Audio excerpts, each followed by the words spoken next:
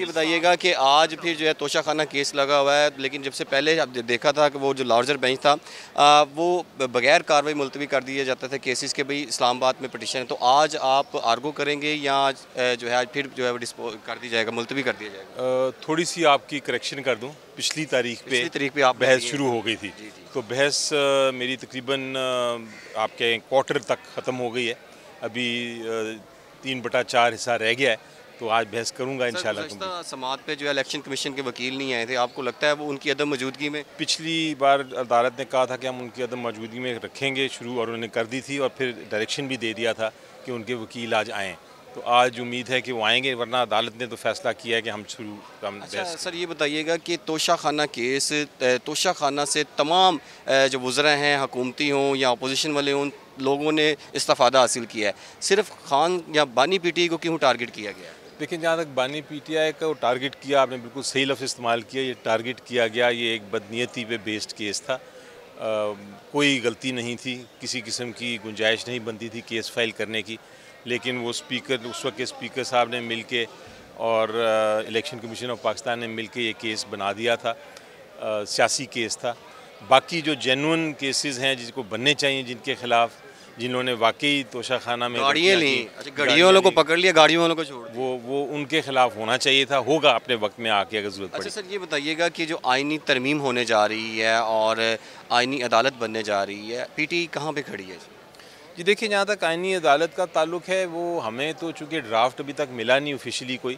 تو اس پہ یہ کہنا کہ ہم اس کی حمایت کرتے ہیں یا نہیں بالکل غلط بات ہے، لیکن بات یہ ہے کہ کسی قسم کا بھی ایسی گنجائش نہیں بنتی کہ آپ اچانک سے کانسٹیٹیوشنل عدالت بنا لیں، اور اس سے یہ ہوگا کہ جو اگر آپ نے واقعی سولو کرنا ہے مسئلہ لوگوں کا، آپ نے اگر واقعی انصاف پہنچانا ہے اور جلد پہنچانا ہے اور درست پہنچانا ہے، تو پھر آپ پوری ریفارم کریں۔ اس کی ضرورت کیوں پیش آ رہی ہے؟ ضرورت اس لیے آ رہی ہے کہ سپریم کورٹ ہے تو صحیح، عدالت شاید حکومت کو یا ان کی جو حمایتی جماعتیں ہیں ان کو خیال ہے کہ کانسٹیٹیوشنل کورٹ بنا کے، آئینی عدالت بنا کے ججز کو کنٹرول کر لیں گے۔ یہ ہو سکتا ہے کہ قاضی فائز صاحب کو ان کو جو ہے وہ چیف بنا دیا جائے؟ بہت ساری چیزیں پاسبل ہیں، اور کچھ ایسا ہی لگتا ہے کہ ایسی کوئی نیت ہے حکومت کی، اسی لیے ہم اپوز کر رہے ہیں۔ کہ آپ نے یہ آپ نے استدعا کی ہے کہ اس پہ فیصلہ جلد آ جائے تاکہ بانی پی ٹی آئی کے خلاف جو توشہ خانہ کے کیسز ہیں وہ جلد جو ہے وہ ختم ہو جائیں گے؟ جی، عدالت خود ہی اب جس سپیڈ سے چل رہی ہے، انہوں نے خود ہی کہا ہے کہ ہم اگلے ہفتے چونکہ اویلیبل نہیں ہیں، لیکن اس سے اگلے ہفتے ہم انشاءاللہ اس کیس کی سماعت کریں گے۔ اب تو ایک دن کی بحث رہ گئی ہے دوسری سائڈ کی، اور اگر میں نے جواب دینا ہوا تو وہ بھی دے دیں گے، لیکن انشاءاللہ اب اس کا جلد فیصلہ ہو جائے گا۔ اچھا سر، یہ بتائیے گا کہ مخصوص نشستیں، جو ابھی آپ سے کویشچن کیا تھا کہ مخصوص نشستوں پر اگر فیصلے پر عمل درآمد نہیں کیا جا رہا تو پی ٹی آئی اس حوالے سے کوئی لائے عمل کیوں نہیں تیار کر رہی، کیوں نہیں پروٹیسٹ کیے جا رہے؟ اس سے پہلے تو بہت زیادہ پروٹیسٹ کیے جا رہے تھے الیکشن کمیشن کے باہر، تو کیا خان صاحب کی جانب سے کوئی اس طرح کی ڈائریکشن نہیں آ رہی؟ جی، ڈائریکشن ہے، اور میرا خیال ہے کہ اب فیصلہ ہو گیا ہے کہ اس پہ امپلیمنٹیشن کے لیے ہم اپلیکیشن بھی دیں گے۔ آپ کا بات بالکل بجا ہے، ضروری ہے کہ ہم اس پہ امپلیمنٹیشن کے لیے جائیں اور ایکشن لیا جائے الیکشن کمیشن آف پاکستان کے خلاف، کیونکہ یہ تو نہیں ہو سکتا ہے کہ سپریم کورٹ کا آرڈر ہے اور الیکشن کمیشن باہر بیٹھ جائے اور معاملے ادھر ہی ٹھپ ہو جائیں، یہ تو آئین کی خلاف ورزی ہوگی۔ جو توشہ خانہ کا کیس ہے، اس کی آج سماعت پہلی بار کنکلوڈ کی ہے میں نے، اس کی آرگومنٹ آج میں نے پچھلی تاریخ پہ اپنی بحث کی تھی، اور آج میں نے اس کو مکمل کیا ہے۔ یہ توشہ خانہ کیس جو ہے، اس کو میں کہتا ہوں مدر آف آل ایولز۔ یہ کیس اس نے جنم لیا تھا جب اسپیکر صاحب نے، اس وقت کے اسپیکر نیشنل اسمبلی نے، ایک بے بنیاد ریفرنس دائر کیا، ایک سوال پوچھا الیکشن کمیشن سے کہ عمران خان صاحب جو ہیں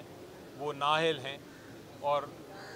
اس ریفرنس پہ الیکشن کمیشن آف پاکستان نے کسی قسم کے قانون کے بغیر، آئین کی خلاف ورزی کرتے ہوئے، الیکشن ایکٹ کی 2017 کی خلاف ورزی کرتے ہوئے، کسی قانون کے بغیر انہوں نے ڈسکوالیفائی کر دیا، اور اس کے بعد ایکشن جتنے دیکھا آپ نے، توشہ خانہ 1، توشہ خانہ 2، توشہ خانہ 3 کرمنل کیسز عمران خان صاحب کے خلاف بے بنیاد قسم کے کیسز بنائے گئے۔ تو آج اس کیس کی بحث تھی، اور میں نے عدالت کو یہ سبمٹ کیا، عدالت کو یہ پیش کیا اور کہا کہ یہ جو ریفرنس تھا آئین کی خلاف تھا، کیونکہ آئین یہ کہتا ہے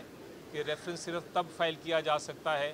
جب کوئی عدالت نے پہلے سے سزا دے دی ہو کسی کو اور اس سزا میں نااہل کر دیا ہو، تب آپ ریفرنس فائل کر سکتا ہے اسپیکر۔ لیکن اس کیس میں عمران خان صاحب کے خلاف کسی قسم کا مقدمہ نہیں تھا اس وقت جب اسپیکر نے بھیجا،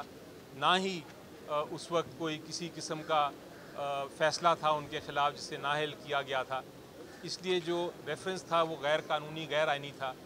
اور جو الیکشن کمیشن آف پاکستان تھا ان کو صرف ایک اختیار تھا، اور وہ یہ تھا کہ ریفرنس کو وہ واپس کر دیتے، یہ کہہ کے کہ ہمارے پاس چونکہ کوئی فیصلہ نہیں کسی عدالت کا، اس لیے عمران خان صاحب نااہل نہیں ہیں۔ لیکن الیکشن کمیشن آف پاکستان نے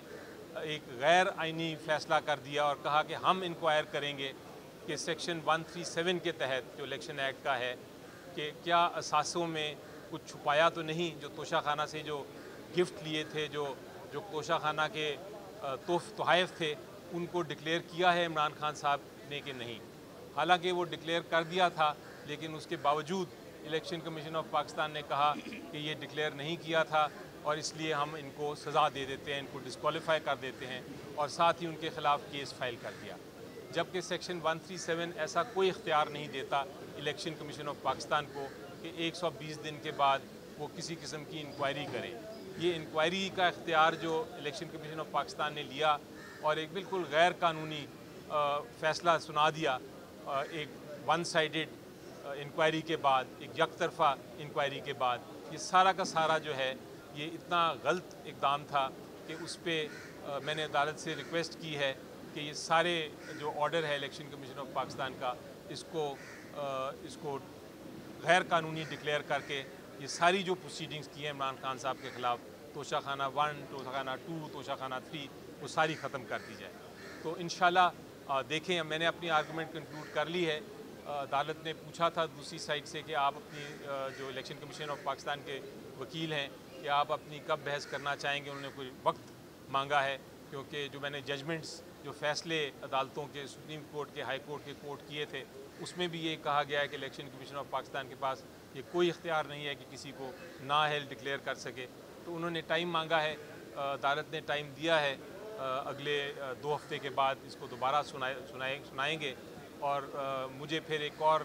اجازت ہے کہ جب وہ اپنی بحث کمپلیٹ کر لیں تو اگر کوئی ایسے معاملات ہیں جس پہ مجھے جواب دینا ہے تو میں پھر ایک جواب میں اپنی بحث کر سکوں گا۔ تو یہ پوزیشن ہے اس وقت۔ یہ بتا دیں، میرا سوال کیس سے ریلیٹڈ نہیں ہے۔ لاسٹلی جب احتجاج ہوا پی ٹی آئی کی کوئی بھی لیڈرشپ نظر نہیں آئی، جو کارکنان ہیں وہ ڈنڈے کھاتے رہے، جھنسو گیس کی شیلنگ برداشت کرتے رہے۔ کیا یہ ناانصافی نہیں ہے پی ٹی آئی کی لیڈرشپ کے اپنی کارکنان کے ساتھ؟ جی، آپ کا سوال درست ویلڈ ہے، لیکن اب انشاءاللہ اگلی بار ایسا نہیں ہوگا۔ اب اسٹریٹجی ہماری جو ہے وہ بڑی واضح ہے، اور اس کی وجوہات تھیں جس وجہ سے شاید لیڈران آگے نہیں آئے یا آ سکے، اور اس کی وجوہات بیان بھی کی ہیں مختلف میڈیا کے چینلز پہ اور مختلف جگہوں پہ۔ تو میرا خیال ہے ان کو دیکھتے ہوئے اب ہم اگلی اسٹریٹجی میں بہتر کریں گے انشاءاللہ۔